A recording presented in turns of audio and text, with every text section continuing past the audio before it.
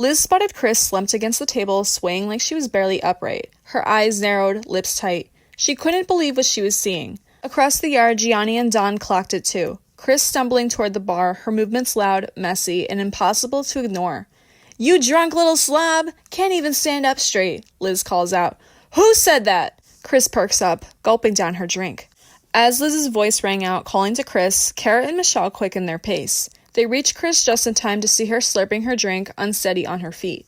"I'm right fucking here, Cris! Come at me!" Liz shouted, voice cutting through the music. Her hands were planted on her hips, mask halfway off, ready to face Cris head-on as she staggered towards her. Cris, unsteady on her feet and fueled by the drugs and alcohol in her system, responded to Liz's taunts in a confrontational manner. "Ah, look who's yapping, the little eavesdropping whore," Cris spat, wincing at Liz's taunt. "Don't lecture me, you gossiping cunt. Your mouth's full of everyone's dirty shit." Cris snorted, voice thick with venom. "Who asked you to be the morality police, huh? Go polish your halo." Liz stepped forward, jaw clenched, spitting each word. "Oh, please. You've always dragged Marnie through the dirt when she needed help. You stole from the school to feed your habit. What does that make you, Cris? A selfish little junkie who will rob kids' lunch for a hit? Pathetic." Cris laughed, ugly and sharp. "Says the saint who loves gossip more than getting her hands dirty. You love to rat people out and act shocked when someone fights back. Fuck you for pretending you're better." "You think that makes you noble?" Liz shot back. "You're a parasite. You drag chaos into every room and then play the victim when everyone's had enough. I'm tired of cleaning up your messes." "Victim?" Cris barked. "You were there and milked it for sympathy. Don't you dare talk about victims, you two-faced bitch." Liz's eyes were ice. "Two-faced? At least I don't stab people in the back while nodding and smiling. You lied to everyone, Cris. You lied to Marnie. You lied to me. I'm done letting you get away with it." Cris leaned in. "Try me. Say one more word and I'll make you regret it. I'll drag your name through the gutter and you'll choke on it. You think I don't know where you hide your skeletons? I know. Don't push me." Liz didn't flinch. "Bring it then. Say whatever you want. Everyone's already heard your version 100 times. We're done being polite about you." They froze in the silence that followed. Two women trading barbs while the party pulsed around them, both daring the other to cross the line. Michelle's face tightens, jaw working. She slides a hand to Cara's elbow like a reflective anchor, but keeps her voice low. "Don't let it explode," she whispers, eyes flicking between Cris and Liz. Cara breathes through it, mouthing a few useless instructions. "Stay close. Don't push her," then swallows them. Cara makes a small attempt to pull Cris away from Liz. "Get away from me, Cara," Cris shouts as Cara holds her back. "Haven't you learned to keep your hands to yourself?" she shrieks, pulling away from Cara. Liz takes her mask off and puts her bag down. "You want to come at me? Come at me, bitch." Cara steps in, voice tight. "Cris, don't. She's pissed off, yeah, but don't pour gas on it. Just let it go." Michelle was unsteady as she tried to mediate Liz's anger. "Liz, please. Just calm the fuck down. This isn't the place. Don't wreck Cara's night with this bullshit." Liz ripped off her mask, eyes blazing, voice cutting through the crowd like a blade. "You always play the fucking victim. Always someone else's fault. You never own your own shit. You're a pathetic drunk, Cris. Marnie was right about you." The air snapped tight. The threat of the fight wasn't just near. It was breathing down everyone's neck. Cris snapped, voice sharp and furious. "You're disgusting for airing out my business like that. You think Don would have spilled it? That man keeps everyone's secrets. You should learn from him and shut your damn mouth. You don't know what it was like between me and Marnie that day. She accused me of using heroin. I've never touched that stuff in my life." The lie rolled off Chris's tongue without hesitation. Cara didn't flinch. "You're seriously lying to our faces right now? I knew something was off the second you walked in. Hell, I felt it before you even got here. You were using while driving over, weren't you? That explains the dented bumper and why you strolled in smoking like nothing happened." Cris slurred, reaching into her bag. "Cara, what are you even saying? I'm clean, okay? Look." She pulled out a needle, waving it. "See? Brought my stash. You want a hit?" Liz chimes in, unimpressed. "Drugs at a party, Cris? You must be really desperate to have fun." Cris sneered. "Oh, please, Liz. I don't need drugs to have a good time. I'm the life of the party, naturally. Unlike you, you've got no friends except Cara and Michelle, and they're just pretending to like you. You came here just to pick a fight." Liz didn't back down. I do have a life. Michelle, Cara, Tanya, we're real friends. You wouldn't know what that's like. Your crew's just there to get high with you. And I didn't start anything. You did. You always bring up the past, always looking for drama. You're a pathetic attention seeker dressed like a cheap hookup, hunting for your next engagement. Another whirlwind romance, another guy tossed aside when he's not good enough. You're a gold-digging mess. Don't even mention my husband. You wouldn't recognize a healthy marriage if it slapped you in the face. What is this, your third divorce? Not that it matters. You toss them all out like trash. Liz shoved Cris, who stumbled back, trying to steady herself. Her eyes burned with fury, her voice raw. Cara whispered to Michelle, hand over her mouth. She's not wrong about the divorces. Cris caught it. Oh, you got something to say, Cara? Or are you just standing there waiting to jump me too? Michelle smirked behind her cigarette, nodding at Cara. Cara shifted, uneasy. I'm just trying to calm things down, Cris. Cris raised her voice. Standing there won't help. I'm not going to hurt her. Just give her a little push so she learns not to mess with me. Cara's voice rose, pleading. You're not doing this again. Not at my house, not at my party. I won't let it happen. Michelle took another drag, watching the tension build. Liz stepped forward, daring. Go ahead, Cris. Hit me. I dare you. Cris slayed, fists clenched, eyes locked on Liz. Don't tempt me. You think I won't? Liz smirked. Then do it. Show me what you've got. The room held its breath. Cris trembled, rage boiling over. Her fist flew, clumsy but fueled by fury, and struck Liz across the face. The sound echoed. Liz staggered slightly, stunned but steady. Michelle turned to Cara. You're really just going to let this happen? Cara shook her head, eyes scanning the room. They need to get it out. Let it happen. Liz wasn't about to back down. She wasn't going to let Cris get in her face or land the first hit. Without hesitation, Liz swung. Her palm cracked across Chris's cheek, then her fist followed, connecting hard with Chris's nose. You filthy bitch, Liz spat, landing blow after blow. Cris ripped off her mask and lunged, but Liz tackled her, pinning her down and slapping her repeatedly. She grabbed a fistful of Chris's hair, yanking hard enough to make her shriek. You can't handle me! You can't face this! Cris screamed, thrashing beneath her. The fight spiraled into chaos. Cris and Liz were locked in a messy, vicious brawl, fueled by rage and whatever substances were still coursing through Chris's system. Liz, wild-eyed and relentless, kept swinging. Cris clawed and punched, her strikes erratic but forceful. Liz tried to push her off, her voice rising in panic and rage. Get off of me, you psycho, she shouted, throwing weak punches into defense. Stop it, you're insane! Liz took another drag, then blew smoke directly into Chris's face. I'm just getting started, you pathetic addict. Don leaned in, voice low but urgent. Cara, seriously, you just gonna let this go on? It's out of control. Cris looks like a heroin zombie. I can't believe you're not stepping in. Cara stood frozen, eyes locked on the chaos unfolding. Shock and hesitation weared on her face. Don's words hit hard. He wasn't wrong. I know. I just don't know how to stop them. They're like wild animals. Meanwhile, Liz and Cris were still locked in their vicious exchange. Just then, Gionni and Michael strolled back onto the patio, still chatting about pumpkins, oblivious to the storm brewing. Michael's eyes widened at the sight. Liz, cigarette in hand, tangled in a fight with Cris on the ground. He rushed forward, ready to pull Liz off, but froze when Cris turned her venom on Liz. You're a fucking lowlife, Liz, Cris slurred, eyes glassy. Look at your husband. He's halfway out the door. Who's got the broken marriage now? Once he sees that twisted little side of yours, he's gone. Michael froze as he stepped back onto the patio, his carefree mood shattered by the scene unfolding before him, the smoke swirling in the air and the sounds of the heated words being exchanged between Liz and Cris. The sight of the women fighting was a stark contrast to the pumpkins they had just been admiring. Michael's stomach churned at the sight of Liz smoking, and as he heard Chris's slurred words, his heart sank. What the fuck is going on here? Liz! What the hell happened? Michael shouts, pulling his wife off of Cris, who was a muddy mess. Liz, unsteady on her feet, stumbled back as Michael pulled her off of Cris. She took a moment to steady herself, her cigarette still dangling from her fingers, as she responded to Michael's question. She started it! She came at me! She exclaimed, her voice heated, pointing at Cris, who was muddy and disheveled from the fight. I will not let another word out of your mouth, Cris. Believe me, I am not afraid to call the police on a drunken whore, Michael says. Cris, still on the ground, a mix of shock and defiance etched on her face, looked up at Michael. Despite the threat, she couldn't help but spit out one last defiant remark, her words slurred. Go ahead, call them, see if anyone cares. Cris, you will regret this, whether we involve the police or not. You will realize how much damage you've caused, Gionni says, not noticing that Cara is lighting a cigarette in the background. Cara snapped, voice low but cutting. You're stressing me the fuck out, Cris. I thought you were clean. I thought you could party without dragging your junk into it. Get the fuck out of my house. I don't want you near me or my friends. You blew up my friendship with Liz. Hope that makes you feel real proud. Cris blinked, stunned. My friendship? You're kicking me out over her? You're taking that bitch's side? Liz barked from across the room. Fuck no, Cara. I'm not leaving. She started this shit.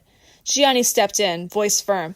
Doesn't matter who started it. You both need to go. I'm not hosting another brawl at my party, wife or not. Cara exhaled smoke, watching the wreckage unfold. Cris, still on the ground, covered in mud and barely coherent, tried to speak, but her words were a mess of slurs and spit. Cris groaned, trying to stand. You're really choosing Liz over me? After all the shit we've been through? After you and Michelle helped me through my divorce? You're picking this cunt? Cara's voice was cold, steady. I'm not picking anyone. I'm just done with your bullshit. You can't enjoy a night without getting fucked up. You think I forgot about your divorce party? Crying, wasted, popping pills like candy? You're still hung up on that asshole, and now you're taking it out on Liz, who barely worked in the office before Marnie chewed her up and spit her out. She stepped closer. You're not over your ex. You're not over anything. You lashed out at Liz like she stole something from you. She wasn't snooping. She worked there. You were just too high to see straight. You think this is friendship? Screaming, swinging, dragging people down with you? You're a fucking mess. All you care about is your next man, your next fix, your next fake engagement. You don't know what it's like to lose someone to drugs. I do. You're killing yourself, Cris, and it's fucking sad. Cris froze. Cara's words hit like a brick to the chest. Her mouth opened, but nothing came out. Her eyes welled up, her body trembling. Cara shrugged, puffing her cigarette. Someone had to say it. If she won't hear it from anyone else, she'll hear it from me. Cris finally stood, wiping her face, nose dripping, eyes glassy. Gionni brought her a chair. She sat, mouth opening and closing, too high to form words. Don leaned toward Cara. You shut her down so hard she forgot how to speak. Cris croaked. Cara, Liz stepped in, voice raw. If anyone deserves an apology, it's me. You called me every name in the book. I've dealt with Marnie for years. I can handle your shit for 30 minutes, but save your sorry-ass speech for Cara. She needs it more. She took a drag, blowing smoke away. I won't pretend I didn't deserve some of it, but you don't know me. You came at me like we had history, like I was your ex. You think I forgot about your fight with Marnie? You think I forgot about how Don had to drag you off her when you lost it? You're a class act, Cris. Real classy. You'll be known as the sloppy bitch who couldn't keep it together. Liz pointed at her. You think this is over? You haven't met me. You gave me the realest first impression. High as fuck. Needle in your bag, no shame. You know nothing about me. I've got a husband, 2 grown kids, and a life. You're still partying like you're 23. You're 40, Cris. Grow the fuck up. You don't have a life, so you shit on everyone else's. Karma's coming, bitch. Cris sat there, soaked in shame and wine, unable to respond. Cara exhaled slowly, watching her crumble. Cara leaned in. Nothing to say now. That hit hard, huh? The wake-up call you never got from your junkie friends. They tried to help, but you fought them off like you fight everyone. Cris stayed silent, tears streaming, face pale. The words had cut deep. Don stepped up, voice sharp. You forgot I saw it all. I walked into the office and found you screaming at Marnie, high as hell, crying, couldn't even recognize me. You wrecked everything. If Marnie were here, she'd rip you apart. You're fucking lifeless. Cris sobbed, the mention of Marnie slicing through her like glass. Liz grabbed her wine glass and hurled it. One more thing. Don't come for me again. You mess with the wrong bitch. The glass shattered against Cris, wine splashing across her face. The room went silent. Cara raised an eyebrow. Was that really necessary? Liz didn't flinch. Fuck yes it was. That bitch needed to be put in her place. She shoved Chris's face into the mess. That's what you get for coming at me first, you nasty bitch. Cris sat frozen, drenched, humiliated, her voice barely above a whisper, trembling and broken. I don't even know what the fuck to say. Cris stammered, her face twisted in pain, tears pouring down. She tried to speak but gagged, nearly choking, her body buckling under the weight of it all. After a long, shaky breath, she finally croaked out, voice barely above a whisper. I'm sorry. She wiped her face with the back of her hand, eyes red and swollen. You were right, Liz. I'm using to forget my ex. I fall hard, fast, and it always turns into a fucking disaster. I can't get out once I'm in. I got fired, couldn't get hired anywhere with my record, so yeah, I'm making cash on OnlyFans. That's all I got. You weren't wrong. South Street fucked me over, and now I'm stuck being a whore for rent money. She sighed, voice cracking.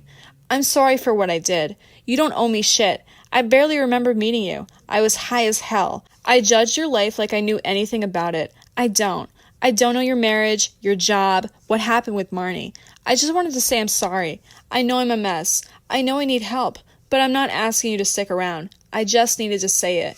She turned to Cara and Don, voice trembling. Cara, I didn't mean to show up wasted. I thought I'd liven things up, didn't think it'd blow up like this. I'm sorry for wrecking your party. I'll go. She looked at Don, eyes heavy. And you were right. I'm lifeless. I'm a fucking disaster. Cris shook her head, stumbled to her feet, and started walking towards the side of the house, her friends trailing behind her. Don and Cara watched her go, the apology hanging in the air. Don gave a slow nod, still pissed but acknowledging the moment. Cara's eyes lingered, sadness flickering behind them. She nodded too, barely. Should I go after her? Cara asked, watching Cris disappear into the dark.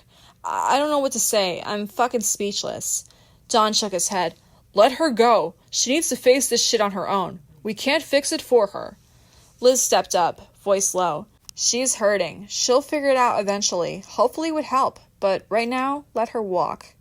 Cara exhaled, eyes still on the path Cris had taken. We can't hope for a good night, especially when Cara took the initiative on inviting Cris, Gionni says. Are you seriously back to blaming me for that? I'm sorry. I didn't know she would be high or bring any drugs to the party. She promised me she was clean. Cara, I don't think you know your friend Cris very well. She's an addict, just as bad as Marnie was. Hopefully she'll get the help she needs. That's all we can hope for anyways, Gionni says. If you thought this would be a quiet night with Cris around, you were wrong. You dug this hole for yourself, and now you just keep digging it. Cara tensed at Gianni's accusation, his words hitting a nerve as he blames her for inviting Cris. She shook her head, her jaw set, and retorted. I didn't expect her to be high and start a fight. How was I supposed to know? And don't act like I'm the villain here. I'm just trying to have a good time. I didn't invite her to create problems. Gionni threw his hands up, voice rising. Yeah, maybe that's true, but she also turned this place into a fucking war zone. What if somebody actually called the cops on Cris? We'd all be dragged into it. You set this shit up. You knew putting Cris and Liz in the same room was a ticking time bomb. He shook his head, pacing. I can't believe how fucked this Halloween turned out. Cara stood frozen, her face tight with frustration. She felt cornered, but deep down she knew Gionni wasn't wrong. The sting of his words cracked something open in her. She stepped forward, voice breaking. You're ending my party over this? What's next? Our marriage? Gionni, you're hurting me. Gionni turned, eyes cold.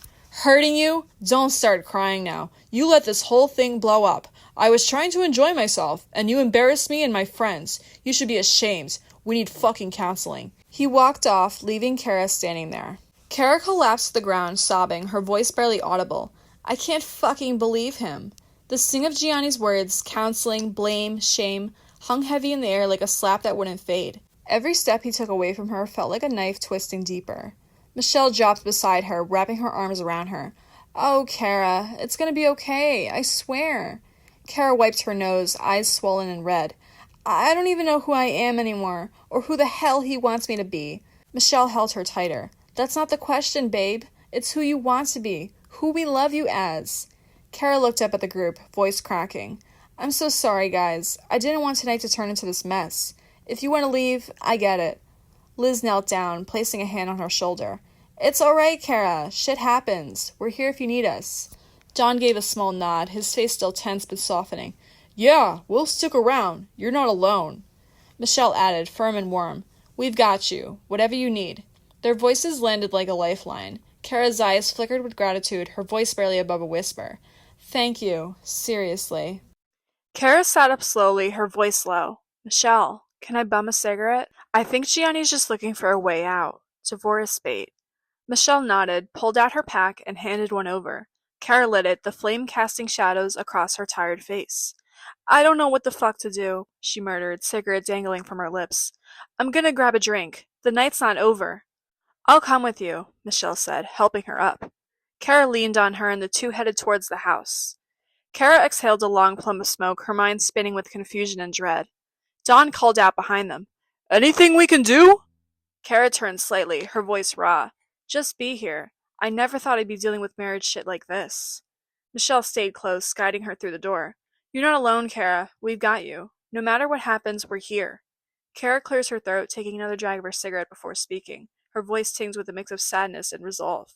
Alright, guys, I think it's best if we call it a night. I'm sorry that I have to do this, but after the instance we all just witnessed, I think it's the best thing to do. Thank you all for coming. I hope you've had a wonderful time, despite the downfall, she says loudly. They knew the evening had been marred by drama, and her decision to end the night early was for the best, even if it wasn't the resolution anyone had hoped for.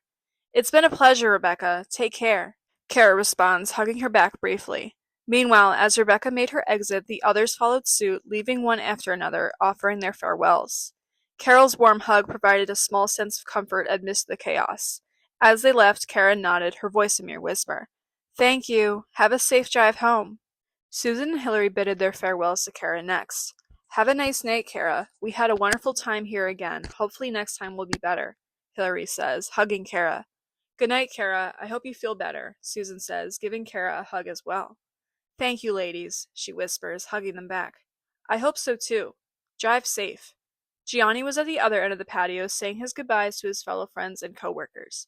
I'm so sorry you had to witness this. I promise it won't happen again. I should have discussed the guest list with my wife. I'm sorry this night didn't go as expected. Happy Halloween, guys, he says, shaking their hands. Gionni takes the initiative of walking his friends back to their cars. He wanted nothing to do with Cara or her friends.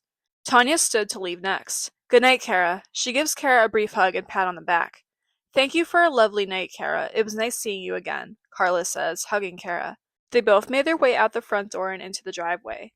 Thank you for coming. Take care, Tanya and Carla, she mumbles, watching them bid their farewells. After everyone else had left and said their goodbyes, Dawn and Michelle were determined not to leave just yet. They wanted to make sure that their friend was okay. Cara, I'm so sorry that Liz had to lose her mind over Cris tonight. I hope you can find a way to forgive them both soon. That didn't need to happen here. She could have found a quieter way to confront her instead of breaking it into a fight, Michelle says. Cara turned to Dawn and Michelle, feeling some measure of relief in their presence. The weight of the evening's events and the lingering tension hung heavily in the air, but their support made it seem a little more bearable.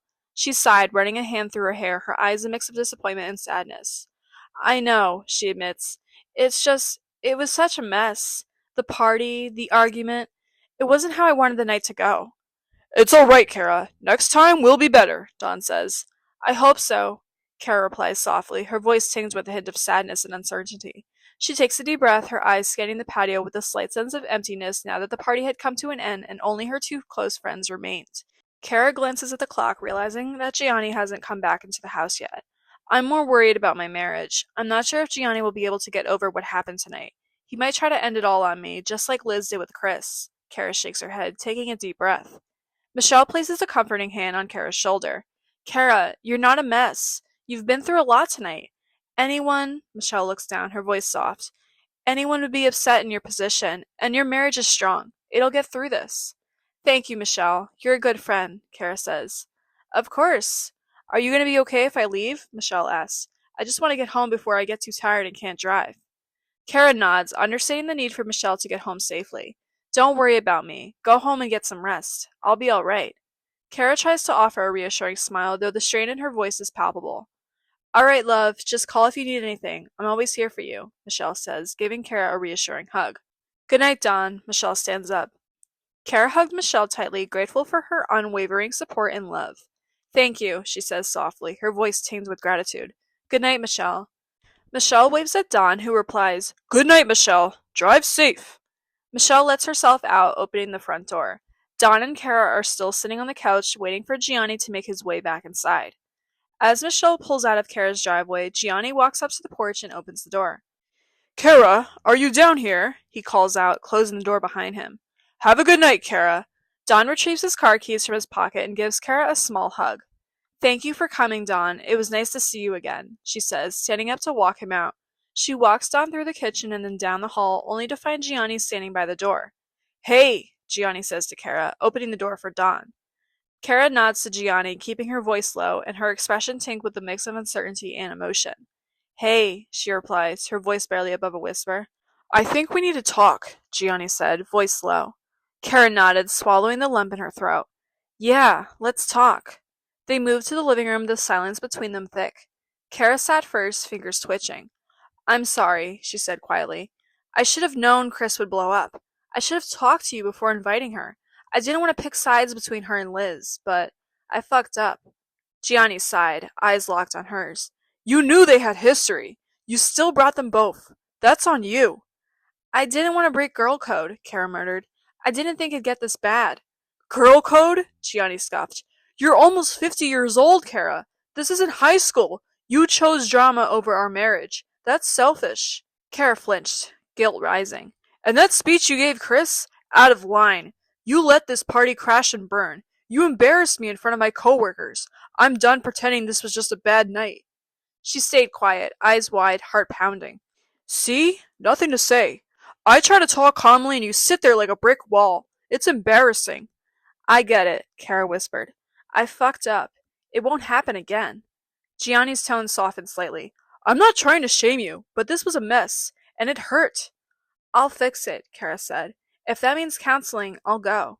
Gionni nodded. Good, but that's not all. You're doing anger management, defense classes, and something on healthy relationships. No backing out. If I have to drag you to court to sign off, I will.